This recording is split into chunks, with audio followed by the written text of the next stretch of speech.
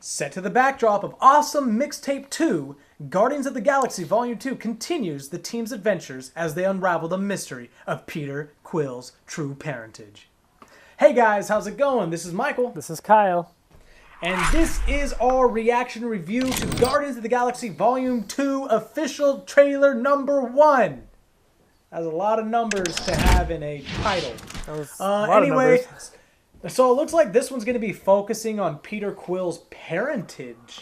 Yeah. I don't know about that. Go ahead, Kyle. Yeah, it's focusing on his... I mean, the whole thing is who is Star-Lord, right? You wanted to know in the very first movie was he able to survive in space without taking his mask off? You want to know who... I don't know if that's going to be addressed. I think that was just a overlooking part of the movie. I could be wrong. Again, I'm not like crazy in the Marvel fandom, but I believe his dad was one of the ancient ones, if I'm not mistaken. So, and his ancient relative to him. Okay, well, yeah, obviously. What's the point of that? I'm feeling sassy today. Yeah, you are. Jeez, this is gonna be fun. This is gonna be a fun trailer to react to. Anyway, I say we just watch the trailer right away, and then we'll start talking about it. Because if I recall, you weren't a very big fan of the first movie, and you were in the minority. So you do recall correctly. So, and I don't know that I was in the minority because I convinced everyone I talked to otherwise. So I created myself into a majority. But in any case, let's take a look. You think you're this great debater, and you are not. But okay, so let's go ahead and watch the trailer. All right, sounds good.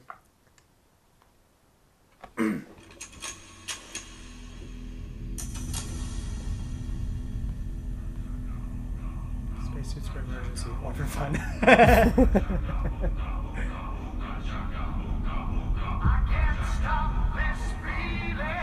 This kind of has a Deadpool filter already.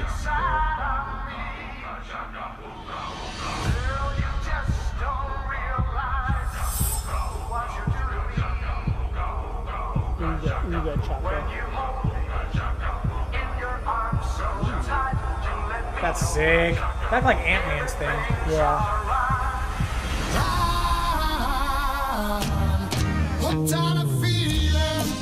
There are two types of beings in the universe. Those who dance and those who do not. That looks exactly like Ant-Man. I get it, yes. I am a dancer, Gamora is not. You just need to find a woman who is pathetic. Like you. Thanks, bud. Do you need a hug? No, I do not. What's this?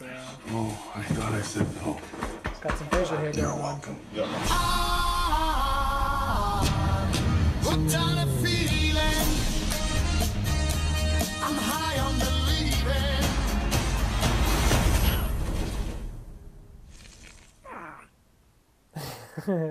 Was that Baby Groot? That was Baby Groot.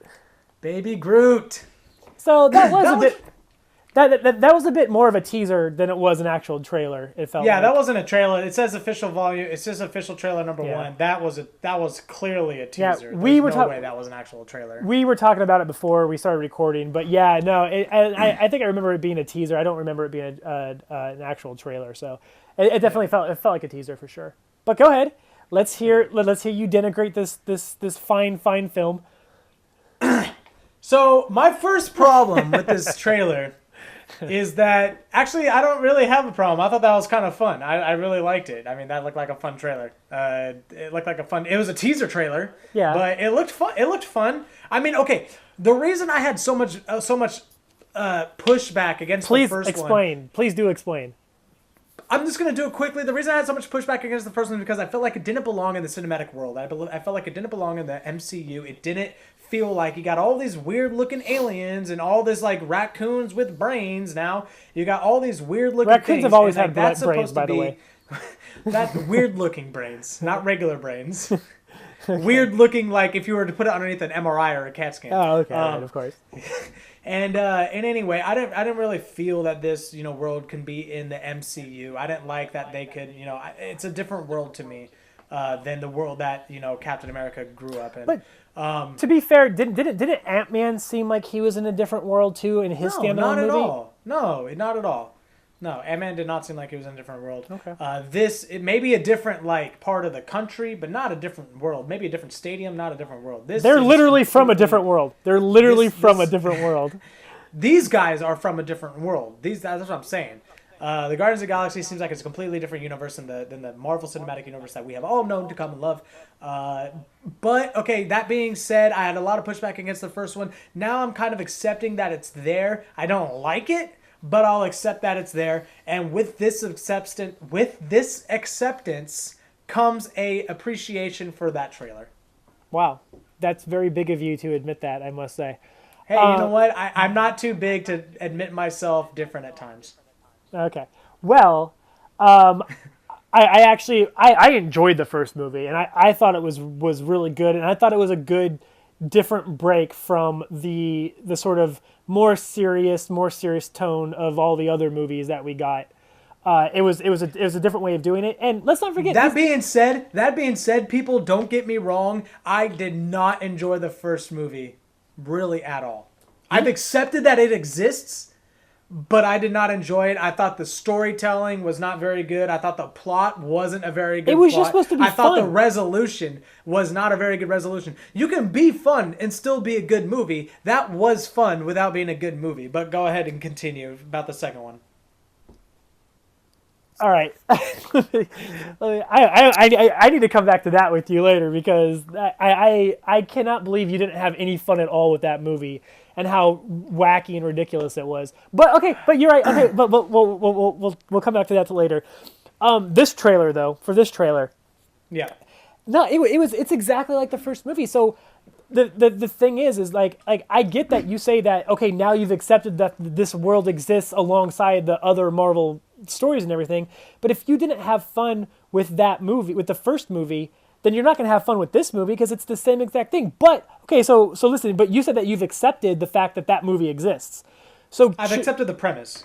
So now you're more willing to accept a sequel or whatever. So now that you're in that mindset of I accept that this movie exists, shouldn't you go back and rewatch the first one and have more enjoyment of it now? Because now that you accept that exists, it could change your mind about that movie. Well, At just least because you could, I accept you could the find more premise fun. of the movie, just because I accept the premise of the movie doesn't alter the fact that the main character, who was brought up to be this big bad thing the entire time, and once he received the power, he was supposed to annihilate and obliterate the entire universe. It doesn't stop the fact that the plot point made it so that once he got all this power and was supposed to be bad he was easily overthrown.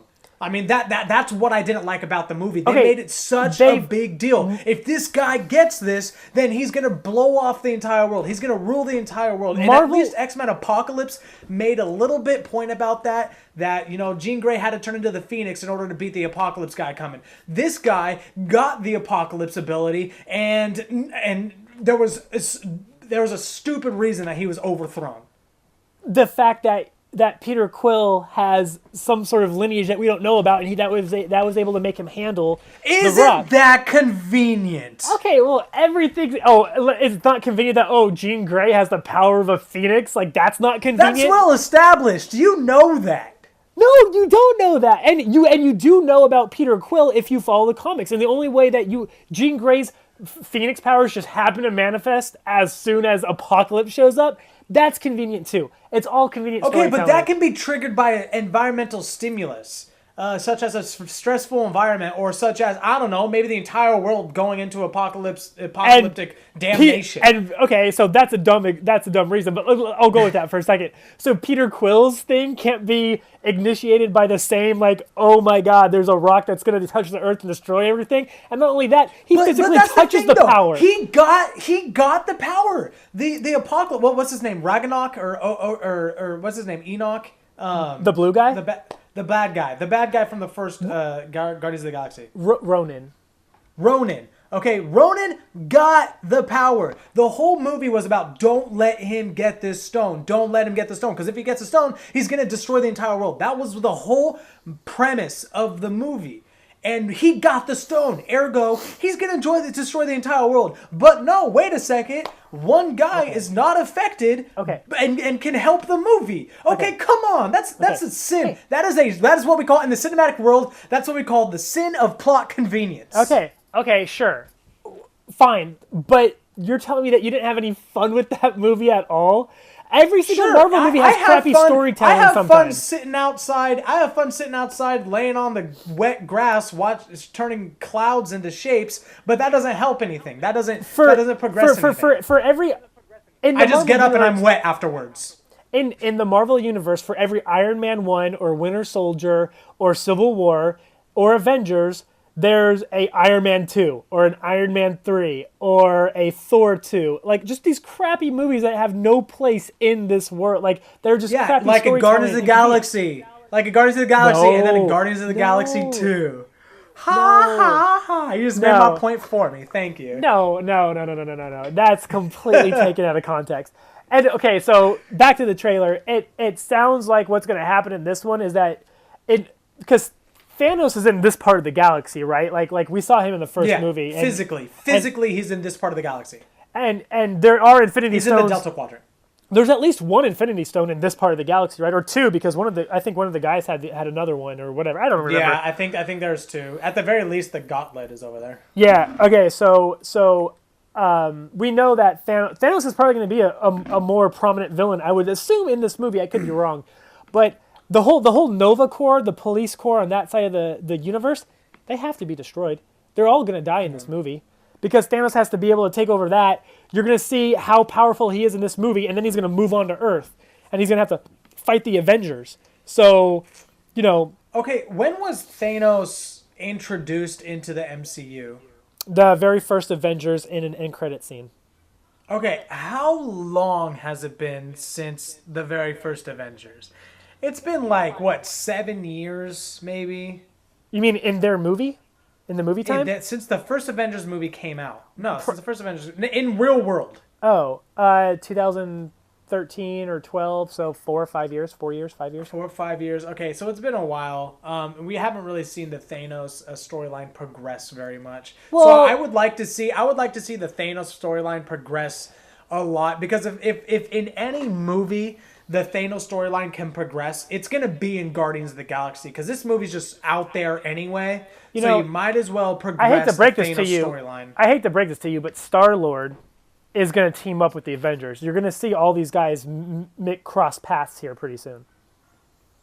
Yeah, I mean, sure. I mean, if that gives credence to the terrible movie that was Guardians of the Galaxy 1, then absolutely, that's hold fine. up. It can't be a terrible... It's not a terrible... You just said that you have a bias against that movie because you feel like it doesn't already belong, so you've already prejudged the movie anyway. Now you're saying that you've accepted it, so you're looking like this trailer is going to have more fun, and you'll have more fun with this upcoming Guardians of the Galaxy movie. So, ipso facto, it's not exactly a bad movie. It's just not your taste in this movie. It was still... All right, fine. I'll go back and rewatch it. Thank you. That's all I wanted. And I'll see how it is. That's all I want. Log onto my iTunes account tonight, watch the movie. You're good.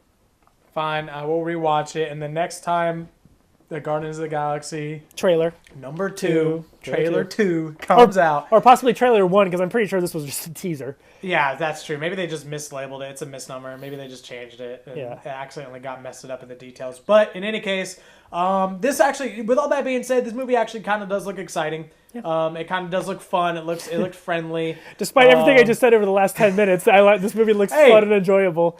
This movie, I don't know how the plot is. I'm a very big plot guy. That's why I was so harsh on that first movie, because the plot wasn't the greatest for me. This movie has Baby Groot, so it's already at least 2 times better. Or at least 2 times cuter, anyway. Or 2 times cuter. I did kind of like how the Rocket was always on Groot's back, and on this one now Groot's always going to be on Rocket's back. That's actually pretty funny. That's actually funny. Pretty clever play right there. Anyway, guys, thank you guys so much for watching. Subscribe, like, comment down below. Definitely comment. Let us know what you think. about the video. Let us know what other videos you guys want us to do. There's a lot of trailers coming out. Let us know. We can't capture them all. It's hard for us to go around and do all this research to find all the different movies. So if you guys can tell us what movies you want us to review, we can review them. We can reaction them. So just definitely let us know. And thank you guys so much for. Oh, did I? Okay. Well, your video did, but your audio was. Oh, my video paused, but my audio's rolling on through. So let's keep it rolling. Anyway, guys, thank you guys so much for liking and watching this video. And as always, this is Michael. This is Kyle. And this has been a critique on the universe of trailers. Later, guys.